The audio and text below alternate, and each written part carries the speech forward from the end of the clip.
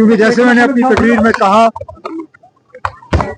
हालात बिगड़ने में टाइम नहीं लगता और हम नहीं चाहेंगे कि यहाँ दोबारा बेगुनाह लोगों की खून जो है वो बहाई जाए। हम पुरअमन तरीके से अपनी बात जो है वो करते रहेंगे। स्टेटहुड हमारे ऊपर कोई एहसान नहीं है। स्टेटहुड मरकजी हुकूमत के तरफ से जम्मू कश्मीर के लोगों के साथ क्या हिंदुस्तान की सुप्रीम कोर्ट के साथ वादा है।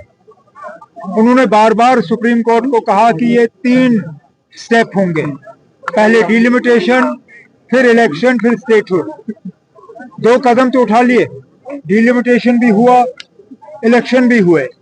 अब स्टेटहुड का वादा जो है वो पूरा करना है।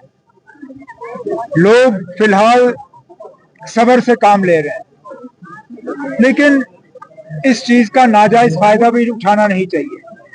जहां तक लद्दाख के लोगों की बात है, हमने तो बहुत पहले, यूटी बनने से पहले भी हम उन्हें हमेशा कहते रहे, जनाब होश करना जो आप मांग रहे हो, कहीं ऐसा ना हो कि आपकी मांग कबूल हो और आपके हालात जो हैं और ज्यादा बिगड़ जाएं।